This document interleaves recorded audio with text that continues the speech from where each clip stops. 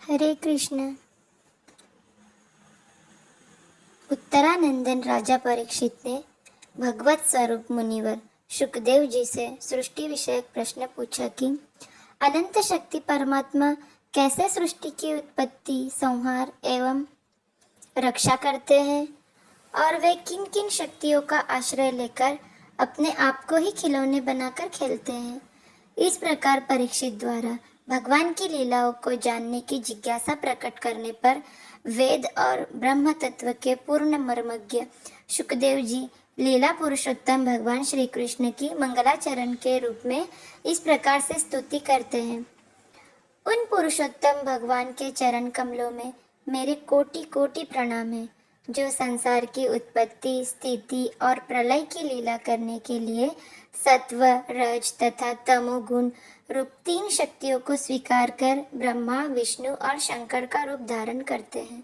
जो समस्त चर अचर प्राणियों के हृदय में अंतर्यामी रूप से विराजमान है, जिनका स्वरूप और उसकी उपलब्धि का मार्ग बुद्धि के विषय में नहीं है, जो स्वयं अनंत है तथा जिनकी महिमा भी अनंत है। हम पुनः पुनः बार बार उनके चरणों में नमस्कार करते हैं, जो सत्पुरुषों का दुख मिटाकर उन्हें अपने प्रेम का दान करते हैं,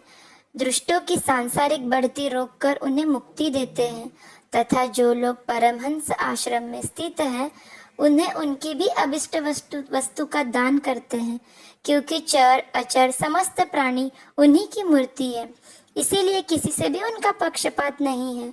जो बड़े ही भक्तवत्सल है और हठ पूर्वक भक्तिहीन साधन करने वाले लोग, जिनकी छाया भी छू नहीं सकते, जिनके समान समान भी किसी का ऐश्वर्य नहीं है, फिर उससे अधिक तो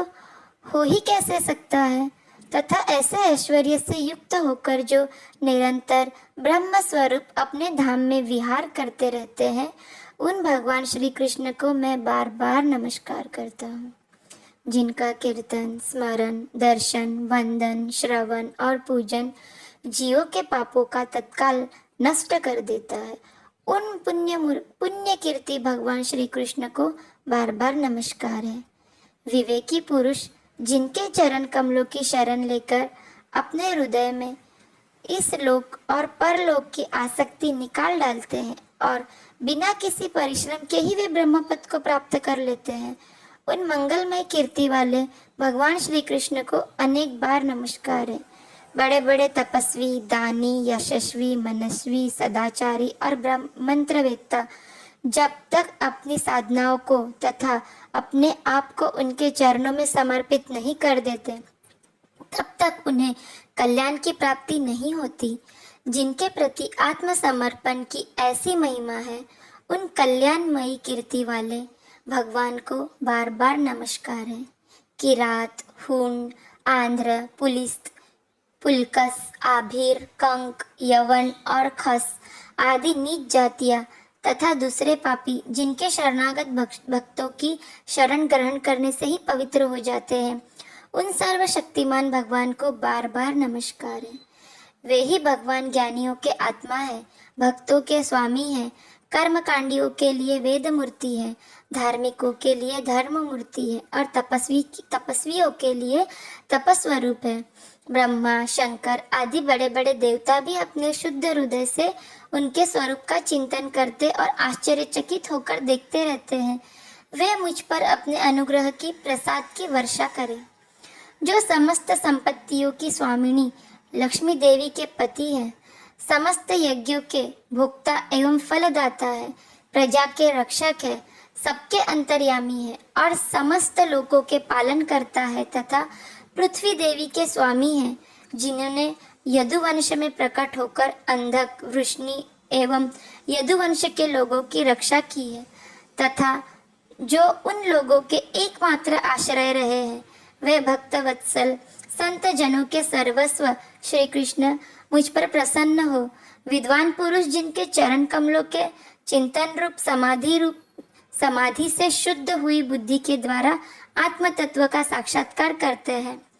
तथा उनके दर्शन के अनंतर अपनी अपनी मति और रुचि के अनुसार जिनके स्वरूप का वर्णन करते हैं, वे प्रेम और मुक्ति को लुटाने वाले भगवान श्री कृष्ण मुझ पर प्रसन्न हो।